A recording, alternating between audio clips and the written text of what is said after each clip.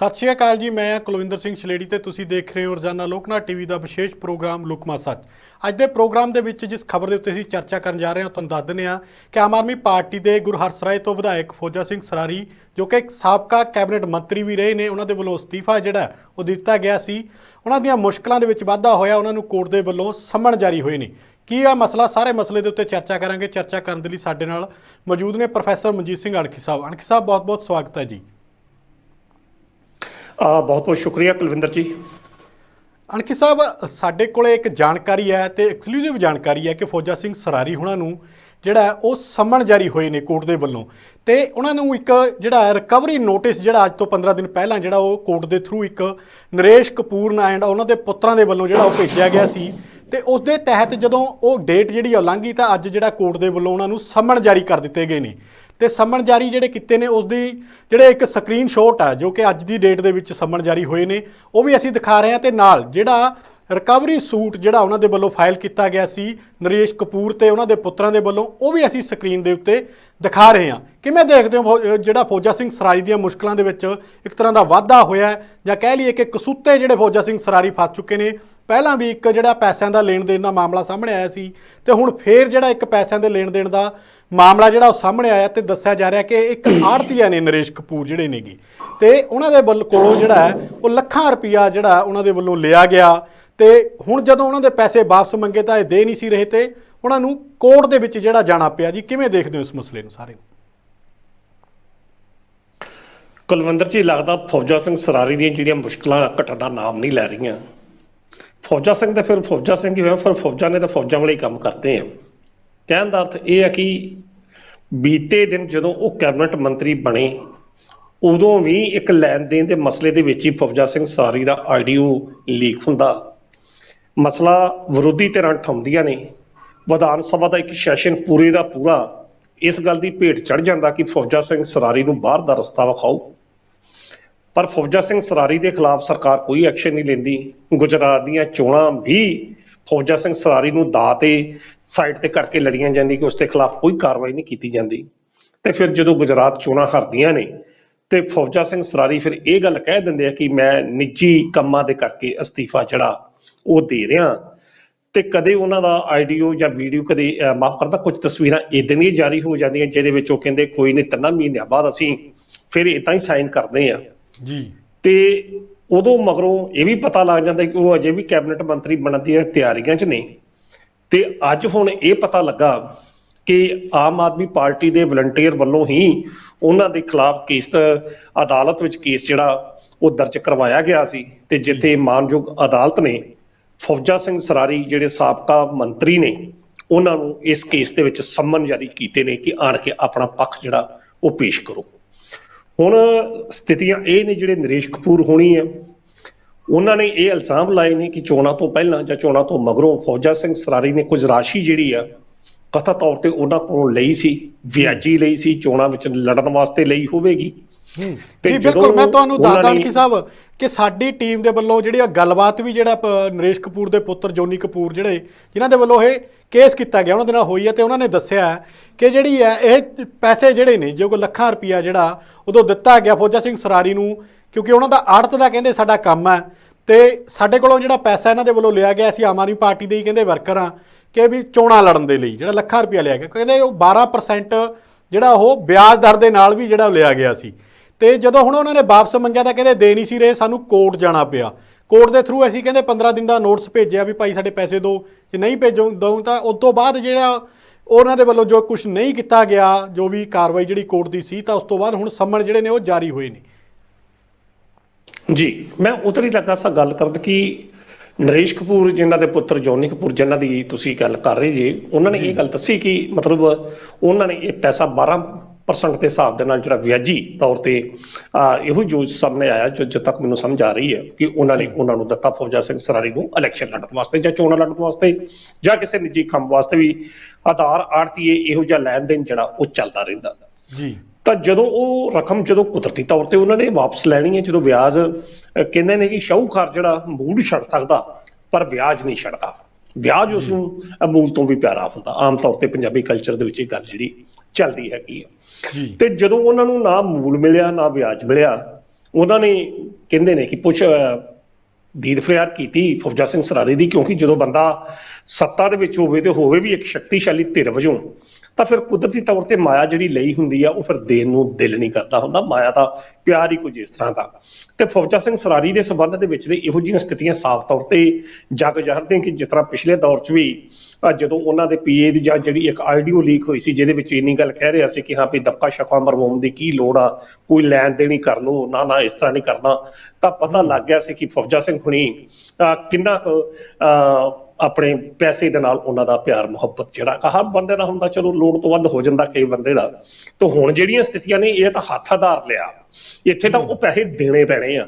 ਸ਼ਾਹੂਕਾਰ ਕਦੇ ਪੈਸੇ ਛੱਡਦਾ ਨਹੀਂ, ਤੇ ਸ਼ਾਇਦ ਇਸੇ ਹੀ ਕਾਰਨ ਉਹਨਾਂ ਨੇ ਕੋਰਟ ਵਿੱਚ ਜਿਹੜੀ ਅਰਜੀ ਆਪਣੀ ਦਾਇਰ ਕੀਤੀ, ਕਿਉਂਕਿ ਹੋ ਸਕਦਾ ਕਿ ਪੁਲਿਸ ਇਸ ਮਸਲੇ 'ਚ ਕੋਈ ਵੀ ਇੰਟਰਫੇਰੈਂਸ ਨਾ ਕਰਦੀ। ਪੁਲਿਸ ਵਾਲੇ ਇਹ ਕਹਿ ਦਿੰਦੇ ਹੁੰਦੇ ਆ ਕਿ ਹਾਂ ਵੀ ਜਦੋਂ ਤੁਸੀਂ ਦਿੱਤੇ ਸੀ ਸਾਨੂੰ ਉਦੋਂ ਪੁੱਛ ਕੇ ਦਿੱਤੇ ਸੀ। ਤੇ ਦੂਜੇ ਪਾਸੇ ਫੌਜਾ ਸਿੰਘ ਸਰਾਰੀ ਹੈ ਤਾਂ ਸਾਬਕਾ ਪੁਲਿਸ ਇੰਸਪੈਕਟਰ ਹੀ, ਪੁਲਿਸੀਆ ਰੰਗ ਤਾਂ ਉਹਦੇ ਵੀ ਚੜਿਆ। ਖੈਰ ਉਹਦੀਆਂ ਤਰ੍ਹਾਂ ਦੀਆਂ ਨਹੀਂ। ਤਾਂ ਜਦੋਂ ਉਹਨਾਂ ਦੀ ਰਾਸ਼ੀ ਜਦੋਂ ਉਹਨਾਂ ਨੂੰ ਨਹੀਂ ਮਿਲੀ ਤੇ ਉਹਨਾਂ ਨੇ ਅਦਾਲਤ ਦਾ ਜਿਹੜਾ ਦਰਵਾਜ਼ਾ ਉਹ ਖੜਕਾਇਆ।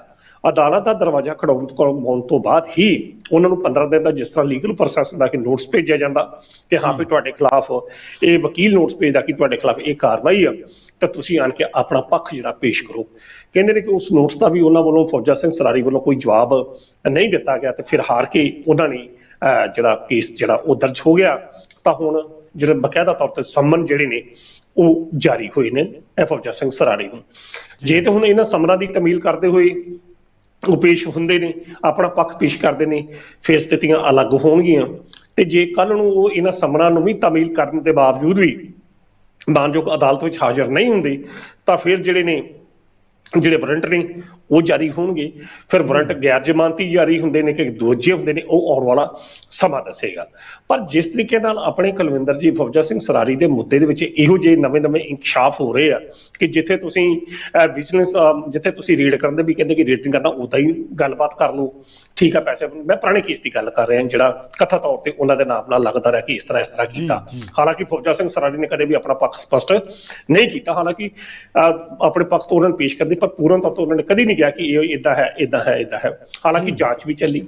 ਤੇ ਹੁਣ ਦੂਜੇ ਪਾਸੇ ਤਾਂ ਇੱਕ ਲੀਗਲੀ ਪ੍ਰੋਸੈਸ ਉਹ ਆ ਕਿ ਜਿਹਦੇ ਵਿੱਚ ਤੁਸੀਂ ਕਿਸੇ ਕੋਲ ਕਰਜ਼ਾ ਲਿਆ, ਪੈਸੇ ਲਏ, ਪੈਸੇ ਦੇਣ ਦੇ ਹੁਣ ਤੁਸੀਂ ਵਾਪਸ ਨਹੀਂ ਕਰ ਰਹੇ। ਤੇ ਸ਼ਾਇਦ ਇਹੋ ਜਿਹਾ ਇੱਕ ਹੋਰ ਕੁਲਵਿੰਦਰ ਜੀ ਇੱਕ ਚਰਚਾ ਬੀਤੇ ਦੌਰ 'ਚ ਵੀ ਚੱਲੀ ਸੀ ਕਿ ਮੈਨੂੰ ਉੱਥੋਂ ਵਿਧਾਇਕ ਦਾ ਨਾਮ ਭੁੱਲ ਗਿਆ, ਜਦੋਂ ਉਸ ਵਿਧਾਇਕ ਦੀ ਦੂਜੀ ਬੀਵੀ ਨੇ ਉਹਦੇ ਉੱਤੇ ਇਲਜ਼ਾਮ ਲਾਇਆ ਕਿ ਇਹਨੇ ਮੇਰੇ ਪੈਸੇ ਜਿਹੜੇ ਵਾਪਸ ਨਹੀਂ ਕੀਤੇ, ਇਹਨੇ ਮੇਰੇ ਨਾਲ ਵਿਆਹ ਵੀ ਕਰਾਇਆ, ਬੜਾ ਕੁਝ ਕੀਤਾ। ਸੋ ਕਹਿਣ ਦਾ ਅਰਥ ਹੈ ਕਿ ਆਮ ਆਦਮੀ ਪਾਰਟੀ ਮੈਂ ਦੱਸ ਦਿੰਦਾ ਜੀ, ਉਹ ਸਨੌਰ ਤੋਂ ਵਿਧਾਇਕ ਨੇ ਪਠਾਨ ਮਾਜਰਾ ਸਾਹਿਬ ਜੀ, ਪਠਾਨ ਮਾਜਰਾ ਸਾਹਿਬ, ਉਹਨਾਂ ਦੀ ਮੈਂ ਗੱਲ ਕਰ ਰਿਹਾ। ਉਹਨਾਂ ਤੇ ਵੀ ਇਲਜ਼ਾਮ ਲੱਗਾ ਸੀ। ਉਹ ਵੀ ਇਹ ਮਸਲਾ ਜਿਹੜਾ ਕੋਰਟ ਦੇ ਵਿੱਚ ਮੇਰੇ ਖਿਆਲ ਵਿਚਾਰ ਅਧੀਨ ਹੈਗਾ। ਸੋ ਅਜਿਹੇ ਜਿਹੜੇ ਵਿਧਾਇਕ ਨੇ ਜਿਹੜੇ ਆਮ ਆਦਮੀ ਪਾਰਟੀ ਦੇ ਹੀ ਨਗੀਨੇ ਕਹਾਂਗੇ ਕਿ ਇਹੋ ਜਿਹੀਆਂ ਜਿਹੜੀਆਂ ਚਰਚਾਵਾਂ ਜਿਹੜੀਆਂ ਸਾਹਮਣੇ ਆਉਂਦੀਆਂ ਨੇ, ਰੋਜ਼ ਇਹੋ ਜਿਹੀ ਚਰਚਾ ਛੇੜਦੇ ਨੇ, ਇਹੋ ਜਿਹੀਆਂ ਸਥਿਤੀਆਂ ਜਿਹੜੀਆਂ ਵੱਧਦੀਆਂ ਨੇ, ਆਮ ਆਦਮੀ ਪਾਰਟੀ ਦੀ ਸਰਕਾਰ ਵਾਸਤੇ ਬਦਨਾਮੀ ਦਾ ਕਾਰਨ ਬਣਦੇ ਪਏ ਨੇ। ਹਾਲਾਂਕਿ ਆਹ ਜਿਹੜਾ ਮਸਲਾ ਹੈਗਾ ਫੌਜਾ ਸਿੰਘ ਸਰਾਰੀ ਦਾ ਮਸਲਾ ਇੱਕ ਲੈਣ ਦੇਣ ਦਾ ਮਸਲਾ ਹੈਗਾ, ਜਿੱਥੇ ਉਹਨਾਂ ਨੇ ਪੈਸੇ ਹਦਾਰੇ ਲਈ ਦਿੱਤੇ ਨਹੀਂ, ਪਰ ਕੋਰਟ ਦੇ ਵਿੱਚ ਹੁਣ ਜਦੋਂ ਚਲਾ ਗਿਆ ਤਾਂ ਮਸਲਾ ਹੁਣ ਲਿਟੀਗੇਸ਼ਨ ਦਾ ਜਿਹੜਾ ਬਣਦਾ ਹੈਗਾ। ਤਾਂ ਇਹ ਹੁਣ ਇਹ ਵੇਖਣਾ ਹੋਏਗਾ ਕਿ ਫੌਜਾ ਸਿੰਘ ਸਰਾਰੀ ਸਾਹਿਬ ਇਸ ਮੁੱਦੇ ਨੂੰ ਹੁਣ ਕਿਸ ਤਰੀਕੇ ਨਾਲ ਜਿਹੜਾ ਹੱਲ ਕਰਦੇ ਨੇ। ਤੁਸੀਂ ਤਾਂ ਕੁਲਵਿੰਦਰ ਜੀ ਚਲੋ ਆਹ ਫੌਜਾ ਸਿੰਘ ਸਰਾਰੀ ਦੀ ਜਿਹੜੀ ਗੱਲ ਕੀਤੀ ਹੈ, ਸੰਮਨ ਜਾਰੀ ਹੋ ਗਏ। ਅੱਜ ਸੁਖਪਾਲ ਸਿੰਘ ਖਹਿਰਾ ਉਹਨਾਂ ਨੇ ਇੱਕ ਹੋਰ ਜਿਹੜਾ ਅਸੀਂ ਕਹਿ ਸਕਦੇ ਕਿ ਸੱਪ ਜਿਹੜਾ ਉਹ ਕੱਢ ਮਾਰਿਆ। ਉਹਨਾਂ ਨੇ ਇੱਕ ਹੋਰ ਆਈਡੀਓ ਜਿਹੜੀ ਆ ਉਹ ਲੀਕ ਕੀਤੀ ਆ, ਜਿਹਦੇ ਵਿੱਚ ਦੋ ਮਹਿਲਾ ਆਪਸ ਦੇ ਵਿੱਚ ਗੱਲਬਾਤ ਕਰ ਰਹੀਆਂ ਨੇ। ਗੱਲਬਾਤ ਬਦਲੀ ਨੂੰ ਲੈ ਕੇ ਆ, ਬਦਲੀ ਦੇ ਵਿੱਚ ਉਹ ਲੈਣ ਦੇਣ ਦੇ ਮਸਲੇ ਦੀ ਗੱਲ ਹੈਗੀ ਆ, ਤੇ ਲੈਣ ਦੇਣ ਦੇ ਮਸਲੇ ਦੇ ਵਿੱਚ ਪੰਜਾਬ ਦੇ ਇੱਕ ਮੰਤਰੀ ਦੇ ਬੇਟੇ ਦਾ ਨਾਮ ਆ ਰਿਹਾ। ਬਿਲਕੁਲ ਜੀ। ਤੇ ਸੁਖਪਾਲ ਸਿੰਘ ਖਹਿਰਾ ਉਹਨਾਂ ਨੇ ਇੰਨੀ ਗੱਲ ਕਹੀ ਕਿ ਇਸ ਮਸਲੇ ਦੀ ਜਿਹੜੀ ਉੱਚ ਪੱਧਰੀ ਜਿਹੜੀ ਜਾਂਚ ਆ ਉਹ ਕਰਵਾਈ ਜਾਣੀ ਚਾਹੀਦੀ ਆ। ਆਪਣੇ ਕੁਲਵਿੰਦਰ ਜੀ ਸਥਿਤੀ ਇਹ ਹੈਗੀ ਆ, ਵੇਖੋ ਨਵੀਂ ਸਰਕਾਰ ਬਣੀ ਆ, ਸਰਕਾਰ ਬਣਨ ਦੇ ਨਾਲ ਜਿਹੜੇ ਬੰਦੇ ਤਾਂ ਉਹੋ ਹੀ ਆ, ਕੇਵਲ ਪੱਗਾਂ ਦੇ ਰੰਗ ਜਿਹੜੇ ਬਦਲੇ ਨੇ, ਅੰਦਰੋਂ ਮਨ ਵੀ ਉਹੋ ਜਿਹੇ ਨੇ ਜਿਹੜੀ ਰਵਾਇਤੀ ਪਾਰਟੀਆਂ ਦੇ ਨੇ, ਉਹੋ ਜਿਹੇ ਇਹਨਾਂ ਦੇ ਕਾਰ ਵਿਹਾਰ ਨੇ। ਏਦਾਂ ਤਾਂ ਹੈ ਨਹੀਂ ਕਿ ਆਮ ਆਦਮੀ ਪਾਰਟੀ ਦੇ ਜਿਹੜੇ ਬੰਦੇ ਨੇ ਉੱਤੋਂ ਅਰਸ਼ਾਂ ਤੋਂ ਉਤਰੇ ਆ ਕਿ ਜਿਨ੍ਹਾਂ ਦੇ ਵਿੱਚ ਕੋਈ ਕਿਸਮ ਦੀ ਕਰਪਸ਼ਨ ਕਰਦਾ ਕੋਈ ਮਾਦਾ ਹੀ ਖਤਮ ਹੋ ਗਿਆ ਜਾਂ ਕੋਈ ਏਦਾਂ ਦੀ ਗੱਲ ਹੀ ਨਹੀਂ। ਇਹ ਵੀ ਤਾਂ ਆਮ ਸਧਾਰਨ ਮਨੁੱਖ ਹੀ ਆ। ਤੇ ਜੇਕਰ ਇਹੋ ਜਿਹੇ ਮਤਲਬ ਗੱਲਾਂ ਬਾਤਾਂ ਜੇਕਰ ਸਾਹਮਣੇ ਆ ਰਹੀਆਂ ਤਾਂ ਜ਼ਰੂਰ ਉਹਨਾਂ ਨੂੰ ਸੋਚ ਲੈਣਾ ਚਾਹੀਦਾ ਕਿ ਇਹ ਬੰਦੇ ਕਰਦੇ ਕੀ ਆ। ਪਰ ਗੱਲ ਇਹ ਆ ਕੁਲਵਿੰਦਰ ਜੀ ਕਿ ਜਦੋਂ ਤੁਸੀਂ ਇੱਕ ਪਾਸੇ ਤਾਂ ਜ਼ੀਰੋ ਟੋਲਰੈਂਸ ਦੀ ਗੱਲ ਕਰ ਰਹੇ ਜੀ, ਭਗਵੰਤ ਮਾਨ ਹੁਣੀ ਬਾਰ-ਬਾਰ ਕਹਿੰਦੇ ਆ ਕਿ ਇਹ ਜਿਹੜੀ ਸਰਕਾਰ ਹੈ ਜ਼ੀਰੋ ਟੋਲਰੈਂਸ ਦੇ ਆਧਾਰ ਤੇ ਕੰਮ ਕਰ ਰਹੀ ਆ। ਤੇ ਦੂਜੇ ਪਾਸੇ ਤੁਹਾਡੇ ਕਦੇ ਕੈਬਨਿਟ ਮੰਤਰੀ ਵਿਜੇ ਸਿੰਗਲਾ ਦਾ ਨਾਮ ਆ ਜਾਂਦਾ, ਉਹ ਵੀ 1% ਦੇ ਹਿਸਾਬ ਨਾਲ ਪੈਸੇ ਮੰਗਦਾ, ਉਹਨੂੰ ਵੀ ਕੱਢ ਕੇ ਤੁਸੀਂ ਸਿਆਸਤ ਚੋਂ ਬਾਹਰ ਮਾਰਦੇ ਜੇ, ਉਹਦੀ ਗ੍ਰਿਫਤਾਰੀ ਵੀ ਹੋ ਜਾਂਦੀ, ਉਹਦਾ ਆਈਡੀਓ ਵੀ ਤੁਸੀਂ ਜਿਹੜਾ ਅਜੇ ਲੀਕ ਤਾਂ ਨਹੀਂ ਕੀਤਾ। ਕਹਿੰਦੇ ਨੇ ਕਿ ਮੁੱਖ ਮੰਤਰੀ ਸਾਹਿਬ ਨੇ ਆਪ ਸਾਰਾ ਸਟੈਂਡ ਜਿਹੜਾ ਉਹ ਲਿਆ ਸੀ। ਉਸ ਤੋਂ ਬਾਅਦ ਫੌਜਾ ਸਿੰਘ ਸਰਾਰੀ ਦਾ ਮੁੱਦਾ ਆ ਜਾਂਦਾ। ਫੌਜਾ ਸਿੰਘ ਸਰਾਰੀ ਵੀ ਆਈਡੀਓ ਕੇਸ ਦੇ ਵਿੱਚ ਫਸਿਆ, ਹਾਲਾਂਕਿ ਕਾਰਵਾਈ ਹੋਈ ਨਹੀਂ, ਅਸਤੀਫਾ ਉਹਦੇ ਕੋਲ ਲੈ ਗਿਆ, ਪਰ ਕਿਹੜੇ ਹਾਲਾਤਾਂ 'ਚ ਲਿਆ ਇਹ ਇੱਕ ਵੱਖਰਾ ਵਿਸ਼ਾ। ਹੁਣ ਆ ਫੌਜਾ ਸਿੰਘ ਸਰਾਰੀ ਦਾ ਦੂਜਾ ਜਿਹੜਾ ਮੁੱਦਾ ਜਿਹੜਾ ਉਹ ਸਾਹਮਣੇ ਆ ਗਿਆ ਕਿ ਜਿੱਥੇ ਅਦਾਲਤੀ ਪ੍ਰਕਿਰਿਆ ਦੇ ਵਿੱਚ ਉਹ ਫਸ ਗਏ ਆ। ਇਹੋ ਜਿਹੀਆਂ ਜਿਹੜੀਆਂ ਚਰਚਾਵਾਂ ਨੇ ਹੋਰ ਵਿਧਾਇਕਾਂ ਦੀਆਂ ਵੀ ਇਹ ਸਾਹਮਣੇ ਆ ਰਹੀਆਂ। ਜਿਸ ਤਰੀਕੇ ਨਾਲ ਸੁਖਪਾਲ ਸਿੰਘ ਖਹਿਰਾ ਨੇ ਟਵੀਟ ਕਰਕੇ ਇਸ ਮੁੱਦੇ ਤੇ ਅੱਜ ਇੱਕ ਨਵੀਂ ਚਰਚਾ ਨੂੰ ਜਨਮ ਦਿੱਤਾ ਹੈਗਾ। ਸੋ ਕਹਿਣ ਦਾ ਅਰਥ ਹੈ ਕਿ ਜੇਕਰ ਭਗਵੰਤ ਮਾਨ ਹੋਣਾ 92 ਵਿਧਾਇਕਾਂ ਦੇ ਨਾਲ ਸਰਕਾਰ ਬਣਾਈ ਹੈ, ਪਰ ਜੇਕਰ ਉਹਨਾਂ ਦੇ ਵਿਧਾਇਕਾਂ ਦੇ ਉੱਤੇ ਅਜਿਹੇ ਇਲਜ਼ਾਮ ਲੱਗਦੇ ਪਏ ਨੇ, ਚਾਹੇ ਉਹ ਪੂਰਵ ਮੰਤਰੀ ਸਾਬਕਾ ਮੰਤਰੀ ਹੋਣ, ਚਾਹੇ ਮੌਜੂਦਾ ਵਿਧਾਇਕ ਹੋਣ, ਜੋ ਵੀ ਹੋਣ, ਤਾਂ ਇਹ ਸਾਰੇ ਮਸਲੇ ਦੀ ਜਿਹੜੀ ਜਾਂਚ ਆ ਉਹ ਹੋਣੀ ਚਾਹੀਦੀ ਹੈ। ਨਰੇਸ਼ ਕਪੂਰ ਦਾ ਬੇਟਾ ਜੌਨੀ ਕਪੂਰ ਦਾ ਜਿਹੜਾ ਨਾਮ ਆ ਬੀਤੇ ਦਿਨੀ ਵੀ ਚਰਚਾਵਾਂ ਦੇ ਵਿੱਚ ਉਦੋਂ ਵੀ ਆਇਆ ਸੀ ਜਦੋਂ ਫੌਜਾ ਸਿੰਘ ਸਰਾਰੀ ਤੇ ਪਹਿਲਾ ਜਿਹੜਾ ਗੱਲਬਾਤ ਜਦੋਂ ਉੱਠੀ ਸੀ। ਹਾਲਾਂਕਿ ਉਹ ਵੀ ਆਮ ਆਦਮੀ ਪਾਰਟੀ ਦੇ ਹੀ ਵਲੰਟੀਅਰ ਹਨ, ਮੈਂਬਰ ਹਨ, ਵਰਕਰ ਹਨ।